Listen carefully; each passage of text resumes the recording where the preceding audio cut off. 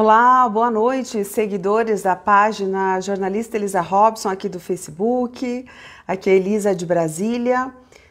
Pessoal, hoje é dia 1º de novembro de 2021, agora 11h17 da noite.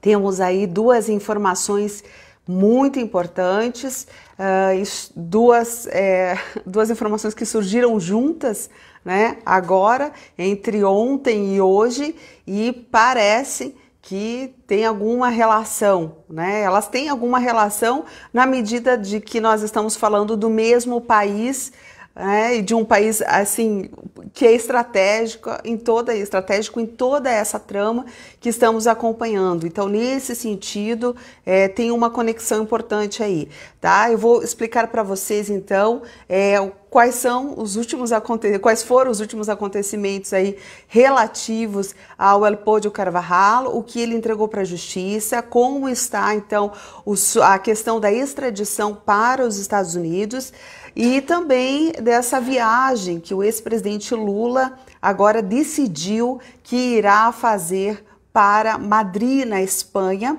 a fim de se encontrar então com o líder da esquerda, que é o premier, né, que é ligado então ao Partido Socialista Operário da Espanha. Tá bom, gente? Então, enquanto vocês estão chegando, sejam todos bem-vindos, ok? E eu vou trazer estes detalhes que também tem alguns questionamentos aí, tá, gente? Alguns questionamentos que são relevantes e que nós precisamos fazer aqui para a Justiça do Brasil, tá? Algumas coisas que estão realmente nos deixando com a pulga atrás da orelha, né? Preocupados aí com esse desenrolar e com estas consequências, tá bom, gente? Então vamos lá. A investigação lá na Espanha, que envolve então o ex-general venezuelano, vai continuar graças a uma lista de testemunhas fornecida por Carvajal à Suprema Corte da Espanha.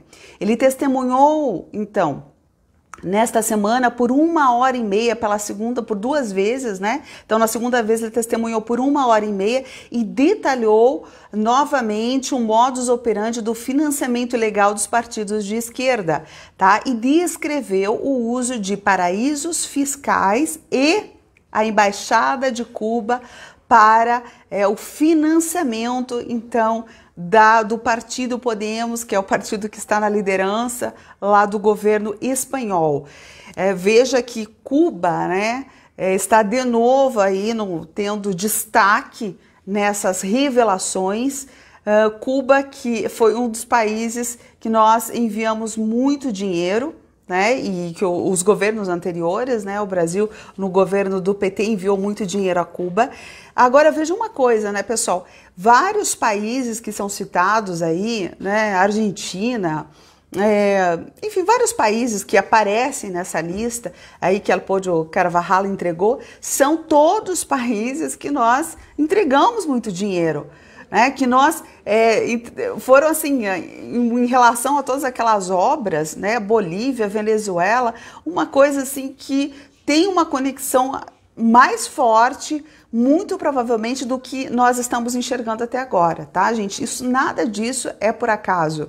E eu acredito que as coisas vão ser muito mais esclarecidas ainda a partir deste momento, tá? Essa lista com testemunhas, ela não chega a 5 pessoas que são de origem venezuelana e são residentes na Espanha. E segundo Elpódio Carvajal, essas testemunhas teriam ou presenciado ou elas mesmas participado da entrega do dinheiro para a formação da esquerda do regime chavista aí em toda a América Latina, né, em toda a América do Sul.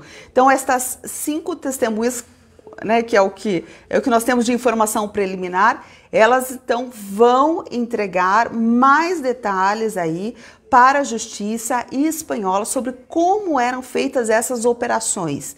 Então são informações valiosas, né, muito valiosas neste momento, tá? Vamos lá, elas são citadas como testemunhas protegidas e o depoimento dessas testemunhas será decisivo, então, para o futuro da investigação, para mostrar, então, quais os outros braços, os outros caminhos que existem aí. Uxi, meu celular quase caiu aqui. Peraí, gente, deixa eu só arrumar. Que deu uma desestabilizada, vamos ver. Pronto, acho que agora ficou bom. El Podio teria prometido continuar colaborando e entregando a documentação ao juiz García Castellón, mesmo se for extraditado para os Estados Unidos, tá? Existe então ele vai ser extraditado. O que está acontecendo agora? Houve uma suspensão dessa extradição porque está se aguardando uma garantia de que os Estados Unidos não vão condená-lo à prisão perpétua, tá? Então, e é isto que está em jogo neste momento, e ao mesmo tempo que ele está fazendo uma colaboração aí super importante para a Justiça da Espanha, como, por exemplo, trazendo essas testemunhas, certo? Então, a Justiça agora, todo o sistema lá da Espanha está aguardando para que os Estados Unidos aceitem o acordo de não colocá-lo em prisão perpétua, a fim de que ele possa, então, ser extraditado com segurança, entre aspas, aí para os Estados Unidos. Na última aparição que El Podio fez, né, as últimas falas dele foram, então, referentes à Argentina, tá? Aos 21 milhões, então, que Cristina Kirchner teria recebido lá em 2008, olha essa data, em 2008 para a sua campanha, né, presidencial, e ela de fato conseguiu, né, ela foi de cara. Os Kirchners lá na Argentina estão entrando então com processo, dizendo que é mentira, que eles nunca receberam esse dinheiro, que isso é tudo invenção do Carvajal. O Carvajal agora diz que vai trazer testemunhas, né, então vamos ver o desfecho de tudo isso, ok? O plenário da Suprema Corte, então, lá da Espanha, deu um prazo de 45 dias, ok, para os Estados Unidos responder sobre isso, sobre essa questão, então, de que ele não será condenado à prisão perpétua nessa extradição que está prevista. Então, temos aí uma janela de 45 dias, pode ser que os Estados Unidos respondam antes, né, desse prazo, mas enfim, vamos ter que acompanhar aí por um pouco mais de tempo, né? Algumas semanas a mais ainda. Mas tem uma notícia que saiu agora, né? Que saiu e que de uma forma muito coincidente, né? Essa informação ter vindo à tona neste momento que é crítico lá na Espanha, que é o anúncio de Lula de viajar a Madrid, viajar à Espanha no dia 11 de novembro deste ano. Então, no próximo dia 11, ele tem um encontro marcado com as autoridades da Espanha. Ele diz que vai fazer uma viagem para outros países da Europa, pela Europa, mas assim, né, o que nos causa estranheza é o momento, né, porque agora, e também o fato dele ter, então, este encontro, né, com o primeiro-ministro da Espanha, marcado, que é o líder da esquerda, né? Ele é do PSOE, Partido Socialista Operário da Espanha. Então, Lula vai se encontrar com ele. Eu até tenho algumas perguntas, porque eu acho muito estranho, diante de tudo que nós sabemos, se é razoável permitir que o Lula viaje nessa situação, nessa circunstância, né? Nessa convulsão aí internacional que nós estamos acompanhando, tudo que nós já soubemos. Então, isso me parece muito estranho, mas ele anunciou que vai fazer essa viagem. Outro detalhe, então, curioso dessa viagem que Lula vai fazer a Madrid agora, né, no dia 11, que está prevista, é que ele vai ser acompanhado, então, do ex-ministro das Relações Exteriores, Celso Amorim. Tá? O Celso Amorim, então, foi ministro de Lula e Dilma no primeiro mandato. E E quem foi Celso Amorim, que agora vai estar com Lula lá na Espanha nesse momento crítico? Celso Amorim, então, ele é um dos principais aí defensores da ideologia da esquerda, da ideologia do chavismo, dos países e governos que são aí da esquerda, e no seu... enquanto ele estava como ministro das nossas relações exteriores, ele teve atitudes assim muito questionáveis, tá? Por exemplo, em 2008, ou seja, na mesma época que El Podio Carvajal acusa a Cristina Kirchner de receber, né, os milhões lá, 21 milhões de dólares do financiamento ilegal, né, da Venezuela, via o quê? Via as malas diplomáticas, via Cuba, nessa mesma época. Então, Celso Amorim, como ministro das Relações Exteriores, fez uma viagem a Cuba para anunciar que o Brasil iria se tornar o principal parceiro comercial de Cuba, tá? E ele organizou uma missão, ele levou 40 executivos na época para lá e, assim, né, trabalhou para que o Brasil, ao invés de estar aí fortalecendo, né, relações com países livres, democráticos, estava fortalecendo então com uma ditadura, a ditadura cubana, na mesma época que El Podio informa e traz à tona toda essa história que Cuba, a embaixada de Cuba, servia como receptora, né, e também entregava aí as malas diplomáticas, que era esse dinheiro ilegal, né, que ele diz que veio da PDVSA, do bolso do povo venezuelano, dos cofres públicos da Venezuela, e os Estados Unidos dizem que é um dinheiro que veio do narcotráfico, né? Então são duas pontas muito sérias e muito graves. Foi com Celso Amorim que o Brasil, então, se ajoelhou e para a Bolívia, quando a Bolívia confiscou os ativos da Petrobras e rasgou o acordo de fornecimento de gás para o Brasil. Então, veja que papel bastante medíocre, né, das nossas relações exteriores né, relativa à Bolívia, né, o fato de ter entregue, então, estes ativos da Petrobras, e nós ficamos aí a ver navios, né? A ver navios, porque isso nunca foi recuperado. Outra coisa, foi com Celso Amorim que o Brasil hostilizou a Colômbia para afagar as Farc, segundo uma denúncia muito grave que surgiu na época, tá? Que Celso Amorim era nosso ministro das Relações Exteriores. Que denúncia foi essa?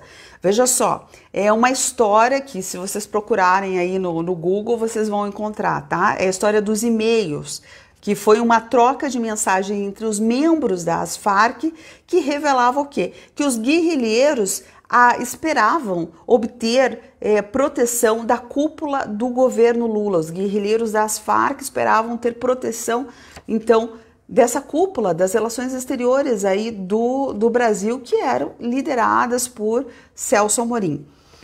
Bom, o Itamaraty e o próprio Celso Amorim negaram, então, que isso fosse real, né, que houvesse qualquer ligação com as Farc. Mas quem trouxe estes e-mails à tona, né, quem revelou essa conversa, então, entre os guerrilheiros das Farc? Foi a inteligência da Colômbia, tá, que lutou e luta, né, fortemente contra toda forma de terrorismo, nunca aceitou, né, então, que as Farc fosse, né, um movimento, um revolucionários legítimos, sei lá, sempre considerou as Farc terrorista.